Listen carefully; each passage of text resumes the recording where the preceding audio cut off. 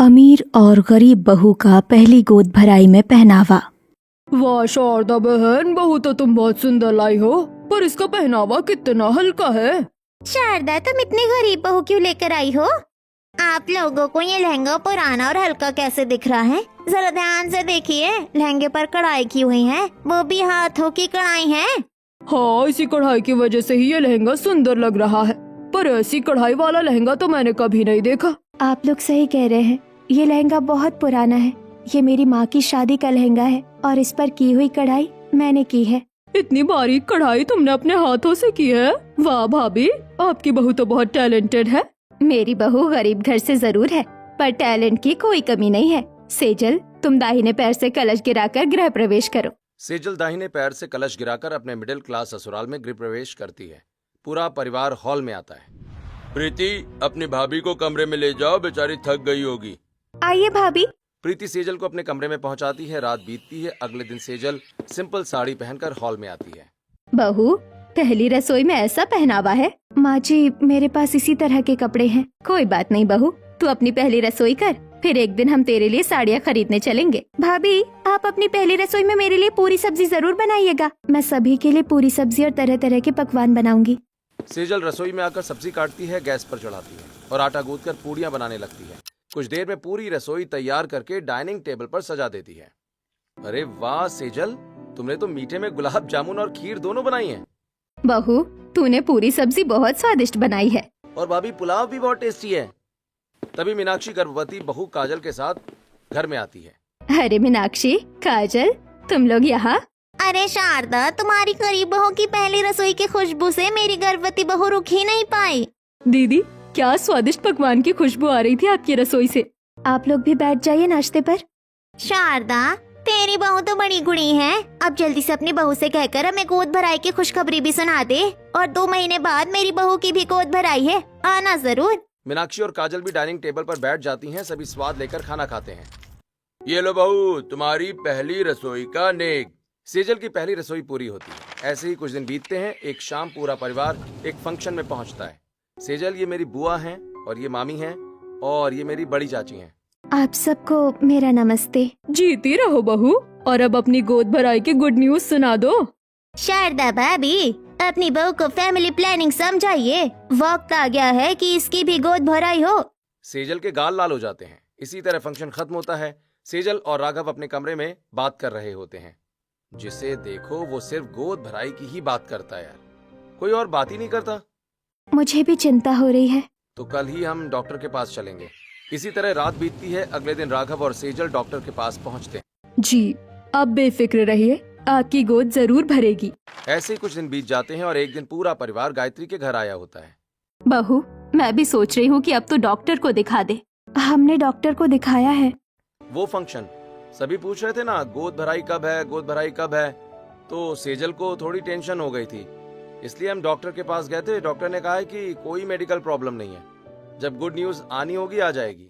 तब तो भगवान को जब गोद भरनी होगी तब गोद भर देंगे।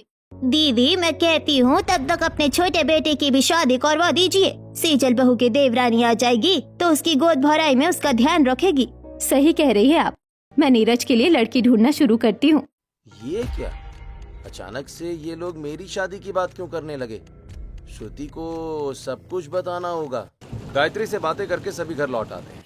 ऐसे ही आज का दिन बीत जाता है। अगले दिन शाम को नीरज मॉडर्न कपड़े पहनी हुई श्रुति के साथ रेस्टोरेंट में बैठा होता है। तुम्हारे लिए लड़की ढूंढी जा रही है, ये बात तुम मुझे क्यों बता रहे हो? हे, तुम मेरी गर्लफ्रेंड हो। तुम्हें मैं नहीं बताऊं तो किससे बताऊंगा? ओह, याद आ गया कि तुम्हारी गर्लफ्रेंड है।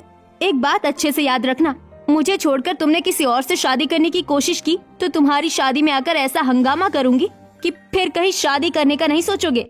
यार, मैं तुमसे प्यार करता हूँ और तुम्ही से शादी करूंगा। बस तुम अपने घर में बात कर लो, क्योंकि तुम शहर की अमीर लड़कियों में गिनी जाती हो। अगर तुम्हारे पापा ने मना कर दिया तब। श्रुति और नीरज रेस्टोरेंट से निकलते हैं। नीरज अपने घर पहुंचता है, जहां रामलाल और शारदा लड़कियों की फोटो लेकर बैठे होते हैं। अरे नीरज बेटा, आ गया तू? जरा इन लड़कियों में से देख कौन सी लड़की तुझे पसंद है। पापा, फोटो दिखाने की जरूरत नहीं है। क्यों बेटा? क्योंकि मुझे एक लड़की पसंद है। वाह भैया, आपकी गर्लफ्रेंड है, क्या नाम है उनका? श्रुति नाम है, हमारे शहर के एक बिल्डर की बेटी है। वो शादी के लिए मानेंगे? माँ, श्रुति मुझसे बहुत प्यार करती है और वो अपने डैड को मना लेगी। वहीं दूसरी तरफ श्रुति अपने डैड के कमरे में आती है। ओह माय लिटिल प्रिंसेस, यहाँ कैसे? कुछ चाहिए था क्या? डैड, मुझे आपसे परमिशन चाहिए। क्या परमिशन चाहिए बेटा? डैड, मैं नीरज से शादी करना चाहती हूँ। क्या काम करता है नीरज? कॉर्पोरेट एम्प्लॉय है। मतलब मिडिल क्लास फैमिली से है? नहीं, तुम्हारी शादी नीरज से नहीं होगी। मैं शादी के लिए राजी नहीं हूँ बेटा। आई डोंट केयर डैड, मैं नीरज से प्यार करती हूँ और शादी भी करूंगी। इतना कहकर श्रुति कमरे से निकल जाती है और अगले दिन पार्क में नीरज से मिलती है। डैड, तुम्हारी और मेरी शादी के लिए राजी नहीं है। तो अब हम क्या करेंगे यार? आप कोर्ट मैरिज करेंगे। अचानक से कोर्ट मैरिज? तुम्हें पता है मेरे डैड मेरे लिए लड़के ढूंढने लग गए होंगे। मेरे डैड हमारा मिलना जुलना बंद करवाए, इसके पहले ही हम शादी कर लेते हैं। श्रुति नीरज कोर्ट चले जाते हैं। दोनों अपने मैरिज सर्टिफिकेट पर साइन करते हैं, एक दूसरे को वरमाला पहनाते हैं और श्रुति नीरज के साथ अपने ससुराल चली जाती है। और ये तो शहर के बिल्डर की बेटी है, नीरज ने इससे शादी कर ली है। एक गरीब बहू और दूसरी अमीर बहू, न जाने अब क्या होगा। नीरज, ये क्या, तूने शादी कर ली? हाँ माँ, श्रुति के डैड शादी के लिए नहीं मान रहे थे, इसलिए हमने कोर्ट मैरिज कर ली। पागल हो गए हो क्या तुम दोनों? और तुम इतनी अमीर घर की होकर भी अक्ल नहीं है, कोर्ट मैरिज क्यों की तुमने? मम्मी जी, मैं अमीर हूँ, पर मैं नीरज से प्यार भी करती हूँ और पापा शादी के लिए नहीं मान रहे थे, इसीलिए मैंने लव मैरिज कर ली। देवरानी जी, पर आपके पिता को बुरा लगा होगा, उनके ऊपर क्या बीत रही होगी, ये तो सोचिए। आप ही इस घर की गरीब बहू है ना, आपको मुझे सीख देने की कोई जरूरत नहीं है। मैंने जो किया बहुत सोच समझ कर किया है। छोटी बहू, तुम अमीर हो इसका मतलब ये नहीं कि तुम अपनी जेठानी को गरीब बहू कहो। अमीर बहू और गरीब बहू छोड़िए, ये बताइए कि करना क्या है? अब क्या, नीरज और श्रुति ने कोर्ट मैरिज कर ली है, श्रुति के डैड भी अब कुछ नहीं कर सकते। हाँ, जब बच्चों ने शादी कर ही ली है तो फिर इतना क्या सोचना। शारदा, गृह प्रवेश करवाओ हमारी अमीर बहू का। शारदा गृह प्रवेश की तैयारी करती है। श्रुति दाहिने पैर से कलश गिराकर घर में प्रवेश करती है और शारदा की अमीर बहू बन जाती है। ऐसे ही आज का दिन बीतता है। अगले दिन श्रुति अपने वेस्टर्न पहनावे में हॉल में आती है। मम्मी, अपनी अमीर बहू का पहनावा देखो, अमीर भाभी कितनी अच्छी लग रही है। श्रुति बहू, तुम ये मॉडर्न पहनावे में क्यों हो? अपनी जेठानी को देख, कैसे साधारण पहनावे में अपने घर में रहती है। वो आपकी गरीब बहू है, मैं अमीर बहू हूँ। उनके पास होंगे ऐसे कपड़े, तब ना पहनेंगी। ऐसी बात नहीं है कि उसके पास कपड़े नहीं है, उसे इस तरह के कपड़े पसंद नहीं है। अच्छा बहू, ये सब छोड़, आज तेरी पहली रसोई की रस्म है। जल्दी से किचन में जाकर सबके लिए नाश्ता बना ला। मुझे खाना बनाना नहीं आता, और मैं क्यों बनाऊं आप लोगों के लिए खाना? मैं इस घर की बहू हूँ, नौकरानी नहीं हूँ। श्रुति, नौकरानी की बात नहीं है, ये तो रस्म होती है, भाभी ने भी की थी। वो गरीब है, मैं अमीर हूँ, मुझसे खाना नहीं बनने वाला। माँ जी, रस्म ही पूरी करनी है ना? ऐसा करते हैं, मैं सारा खाना बना देती हूँ। देवरानी जी बस हाथ लगा देंगी, इस तरह उनकी पहली रसोई भी हो जाएगी और उन्हें परेशानी भी नहीं होगी। अच्छा, ऐसा ही कर लो, बस किसी तरह रस्म पूरी होनी चाहिए। सेजल श्रुति को लेकर किचन में आती है और आटा गूंथकर कढ़ाई चढ़ाती है और एक तरफ खीर चढ़ाती है। देवरानी जी, खीर में चीनी डालकर अपने हाथों से चला दीजिए और 2 पूरियां अपने तल दीजिए। श्रुति खीर में चीनी डालती है, 2 पूरियां तलकर किचन से बाहर आ जाती है। हमेशा की तरह गरीब बहू नाश्ता बनाती है। अमीर बहू की पहली रसोई पूरी होती है। अगले दिन पड़ोसन शारदा से, शारदा, मैंने सुना तेरा छोटा बेटा अमीर बहू लेकर आया है। हाँ, दोनों ने लव मैरिज की है। आंटी, तो हमें भी कभी मिलवाइए ना अपनी बहू से।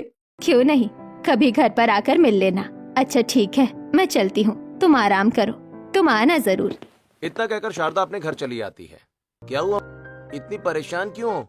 जब से तू अमीर बहू लेकर आया है, सभी इसी बारे में पूछ रहे हैं, किस किस को क्या बताऊं? अब हमें रिश्तेदारों और समाज को बताना तो होगा ना। तो मैं क्या सोच रहा था, दोनों बहुओं की मुंह दिखाई रख लेते हैं। वैसे भी बड़ी बहू की मुंह दिखाई हुई नहीं है। जी, ठीक कह रहे हैं आप। बहुओं, अगले हफ्ते तुम दोनों की मुंह दिखाई होगी। इतना कहकर शारदा रिश्तेदारों को फोन करने लगती है। दूसरी तरफ श्रुति और नीरज कमरे में आते हैं। नीरज, मुझे अपनी मुंह दिखाई के पहनावे के लिए पैसे दो, मैं एक अच्छी सी ड्रेस लूंगी। अरे तुम्हारे पास तो एक से बढ़कर एक ड्रेस है, छोटी सी तो मुंह दिखाई है, कुछ भी पहन लो। ऐसे कैसे कुछ भी पहन लूं? जल्दी से पैसे निकालो, मैं एक अच्छी सी ड्रेस खरीदूंगी। अच्छा, पर कितने पैसे लगेंगे? मुझे नहीं पता, तुम मेरे साथ चलो, मुझे जो ड्रेस पसंद आएगी मैं वही ले लूंगी। अगले दिन श्रुति नीरज के साथ डिजाइनर कपड़ों की शॉप में आती है। क्या चाहिए मैम आपको? मुझे एक स्पेशल ड्रेस चाहिए। वो पिंक कलर की ड्रेस कैसी है? मुझे वो ड्रेस दिखाइए। सेल्स गर्ल श्रुति को पिंक कलर की मर्मेड गाउन दिखाती है। नीरज, मुझे ये ड्रेस पसंद है, मुझे यही ड्रेस चाहिए, आप इसे पैक कर दीजिए। ओके मैम, आप काउंटर पर 12,000 पे कर दीजिए। क्या? श्रुति ये ड्रेस 12,000 की है। तुम चुपचाप पेमेंट करो, मैं यही ड्रेस लूंगी। मन मार कर नीरज श्रुति को महंगी ड्रेस दिलवा देता है। श्रुति घर आकर सभी को अपनी ड्रेस दिखाती है। सेजल, श्रुति ने तो अपने लिए ड्रेस ले ली है, तुम भी कोई अच्छी सी साड़ी ले लो ना। मुंह दिखाई के लिए नए कपड़े में पैसे लगाने की जरूरत नहीं है। वैसे भी जब हम माँ बाप बनेंगे तब काफी पैसे लगेंगे। तो तुम पहनोगी क्या? उसकी चिंता आप मत कीजिए, मेरे पास एक साड़ी है, वही पहन लूंगी। सेजल अपने कमरे में आती है और पुरानी साड़ी पर सुई धागे से फूलों की डिजाइन बनाने लगती है। इसी तरह दिन बीतता है। मुंह दिखाई के दिन श्रुति तैयार होकर मेहमानों के बीच आकर बैठ जाती है। वाह श्रुति, तुम सच में बहुत सुंदर लग रही हो। अरे शारदा बहन, तुम्हारी अमीर बहू का पहनावा तो बहुत अलग है। हाँ बहन, देखने में ही महंगी लग रही है। कितने की है ये ड्रेस? पूरे 12,000 की ड्रेस है। बहुत महंगी है। शारदा, सेजल बहू कहाँ है? उसे भी तो बुलाओ। शारदा किचन में आती है, जहाँ सेजल पसीने से तरबतर खाना बना रही होती है। अरे बहू, तू अभी तक खाना ही बना रही है, जा जल्दी तैयार होकर आ। हाँ माँ जी, बस हो ही गया है, अब कमरे में तैयार होने ही जा रही हूँ। सेजल अपने कमरे में जाती है। थोड़ी देर में फूलों की डिजाइन वाली सिंपल साड़ी पहनकर मुंह ढककर मेहमानों के बीच आकर बैठ जाती है। शारदा दीदी, आपकी अमीर बहू की ड्रेस चाहे जितनी अच्छी हो, पर आपकी गरीब बहू का पहनावा हमेशा दिल जीत जाता है। मुंह दिखाई में इतनी सिंपल साड़ी और उसके ऊपर ये फूलों की डिजाइन, वाह। तुम लोगों को पता है, शारदा की गरीब बहू ने ही सारा खाना बनाया है, उसके बाद भी चेहरे पर क्या रौनक है। अमीर बहू का पहनावा चाहे जितना महंगा हो, पर गरीब बहू से ज्यादा अच्छा नहीं है। इस गरीब बहू की लोग मुझसे ज्यादा तारीफ कर रहे हैं। इन लोगों को महंगी ड्रेस की कदर ही नहीं है, और ये सब इस गरीब की वजह से हुआ है। इसी तरह अमीर बहू और गरीब बहू की मुंह दिखाई होती है। सभी मेहमान अपने घर चले जाते हैं। कुछ दिन बीतते हैं और फिर एक दिन शारदा अपनी अमीर और गरीब बहू को अपने कमरे में बुलाती है। बहू, घर बहुत गंदा हो गया है। सेजल बहू, तुम पूरे घर की साफ सफाई कर लो, और श्रुति बहू, तुम घर के सभी गंदे कपड़े धो दो। मुझसे कपड़े नहीं धुलेंगे और ना ही मैं दूसरा कोई काम करूंगी। श्रुति बहू, माना तुम अमीर बहू हो, तुम्हें काम करने की आदत नहीं है, पर करना तो पड़ेगा ना। आगे चलकर जब तुम्हारी जेठानी की गोद भराई होगी, तब सारा घर तुम्हें ही संभालना पड़ेगा। इस उम्मीद में मत रहिएगा कि मैं इस गरीब की गोद भराई में कुछ काम करूंगी। मैं कुछ नहीं करने वाली हूँ। कोई बात नहीं माँ जी, आप चिंता मत कीजिए, सारा काम हो जाएगा। सेजल सभी गंदे कपड़े भिगोकर बाथरूम में रख देती है और सभी कमरों की सफाई करती है। थोड़ी देर के बाद कपड़े धोकर धुले कपड़े छत पर फैलाने आती है। मुझे इतनी थकान क्यों लग रही है, और ये सिर क्यों चकरा रहा है? सेजल छत पर ही बेहोश हो जाती है। तभी अपनी बालकनी में खड़ी काजल, अरे शारदा आंटी, छत पर देखिए, सेजल दीदी बेहोश हो गई है। शारदा तुरंत छत पर आती है और राघव सेजल को कमरे में लेकर आता है। अरे ये बहू को क्या हुआ? ये बेहोश कैसे हो गई? इतनी गर्मी पड़ रही है, बेचारी काम करते करते बेहोश हो गई होगी। राघव, जल्दी डॉक्टर को बुला।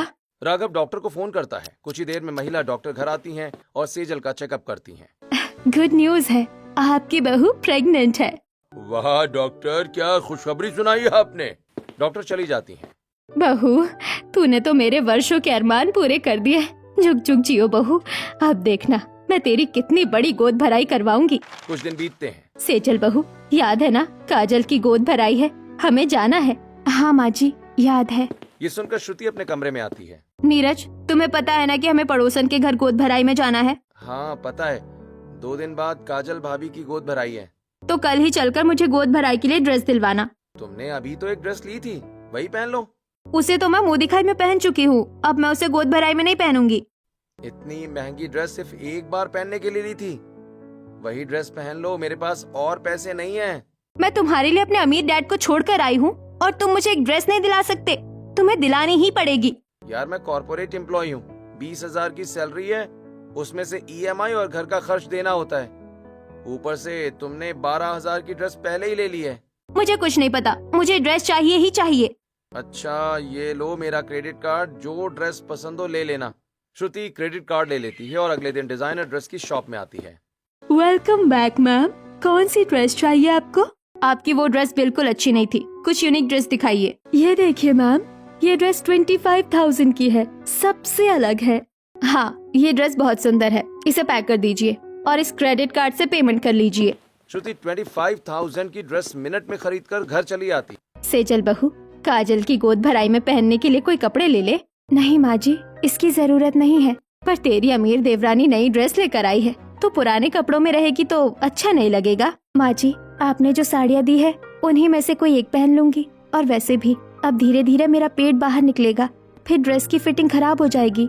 हाँ, वो तो ठीक ही कह रही है, ऐसे समय में कंफर्टेबल कपड़े ही पहनने चाहिए। ऐसे ही आज का दिन बीतता है। अगले दिन अमीर बहू अपने अमीर पहनावे में और गरीब बहू अपनी साधारण साड़ी में काजल की गोद भराई में आती है।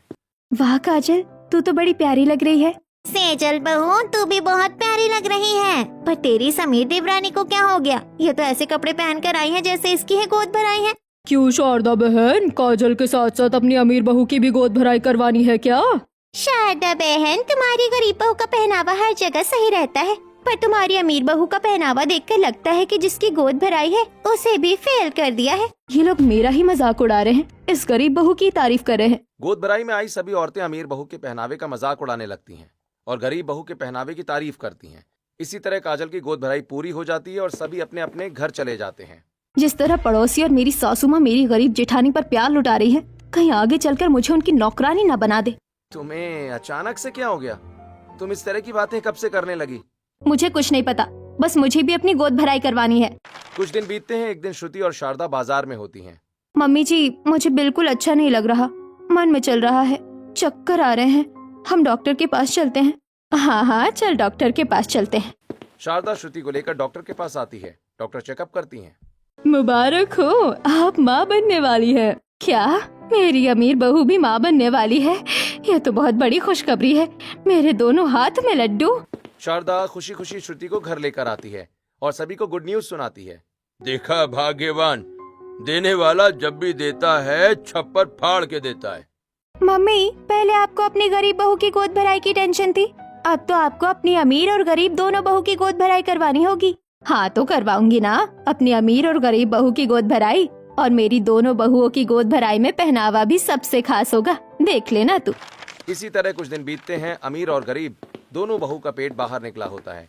शारदा अपनी दोनों बहुओं के साथ गार्डन में टहल रही होती है। माँ जी, हमें टहलाने के लिए आप इतनी तकलीफ क्यों लेती है?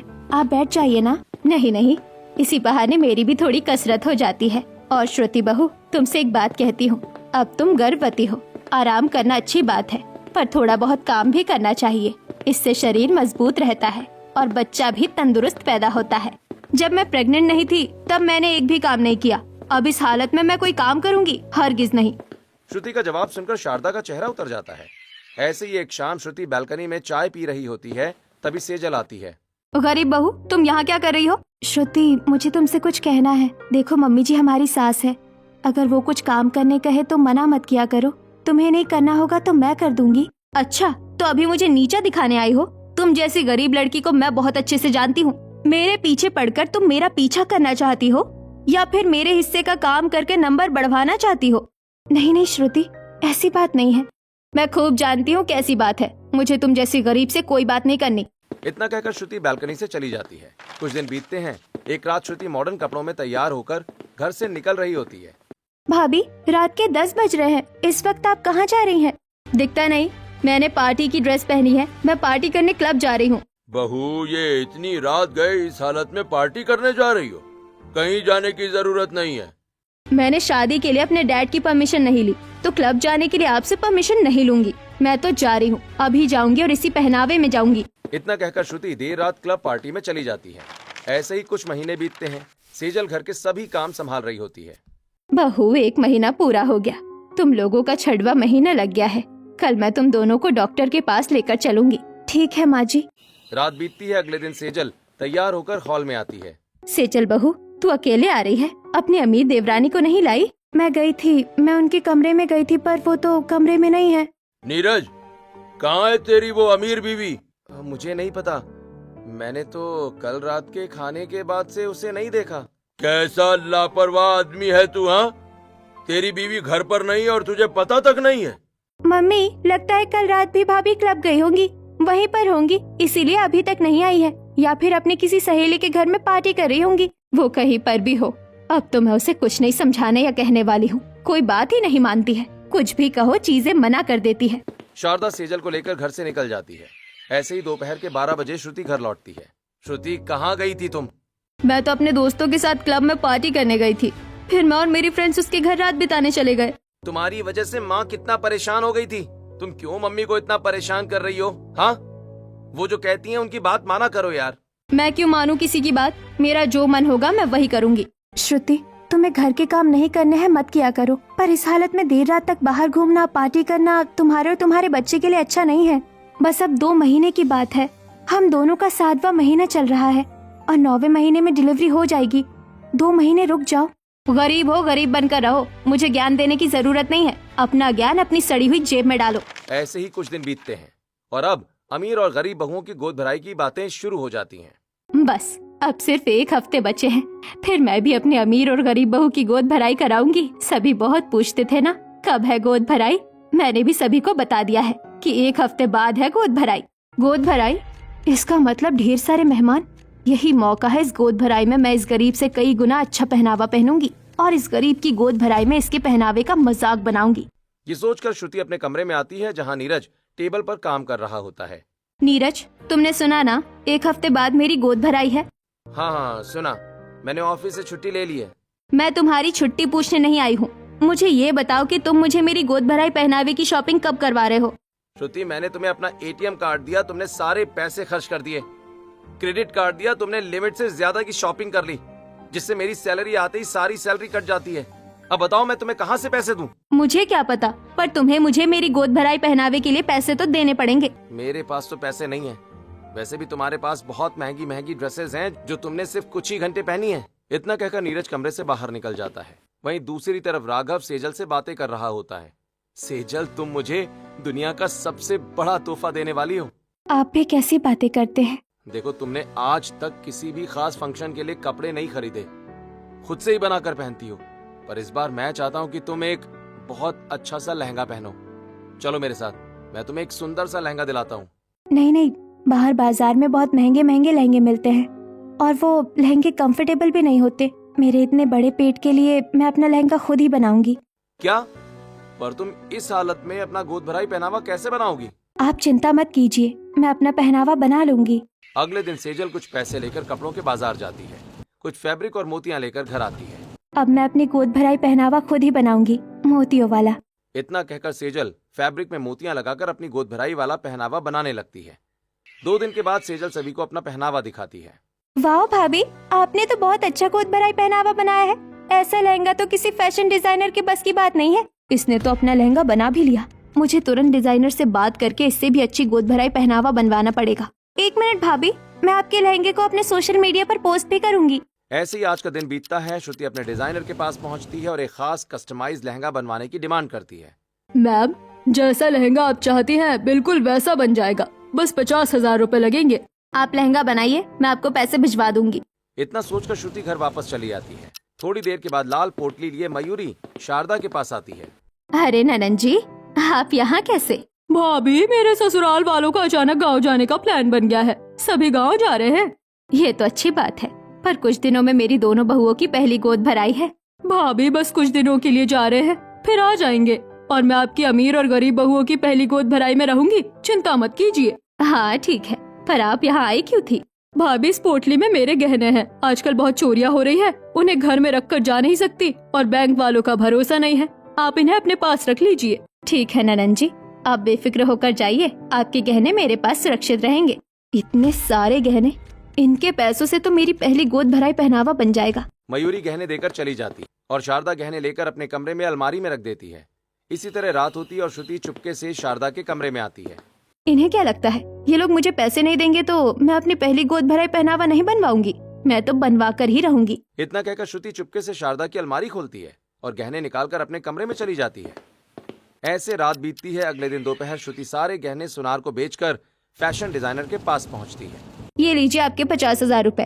3 दिन में मेरी गोद भराई है, उससे पहले मेरी ड्रेस पहुंचा दीजिएगा। ओके मैम, आपकी पहली गोद भराई वाले दिन ड्रेस पहुंच जाएगी। ऐसे ही 2 दिन बीत जाते हैं। मयूरी शारदा के घर आती है। वाह मामी, आप सही समय पर आई हैं। कल दोनों भाभियों की पहली गोद भराई है। मुझे पता है, आज रात यही रुकूंगी। कल अमीर और गरीब बहू की पहली गोद भराई करवा कर जाऊंगी। और भाभी मेरे गहने सही से रखे हैं ना? कल मैं ले लूंगी। हाँ, आपके गहने सुरक्षित रखे हुए हैं। इसी तरह आज का दिन बीतता है।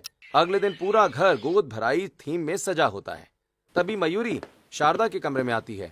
भाभी मेरे गहने दीजिए। शारदा अलमारी खोलती है, अलमारी में गहने ना देखकर। ये क्या, गहने कहाँ गए? यही तो मैंने आपके गहने रखे थे। सही से देखो शारदा। यहाँ गहने नहीं है। भाभी मुझे बस मेरे गहने चाहिए। कहीं हमारे घर में चोरी तो नहीं हो गई? भाभी कहीं आपने ही तो चोरी नहीं की है? मयूरी ये कैसी बातें कर रही हो अपनी भाभी से?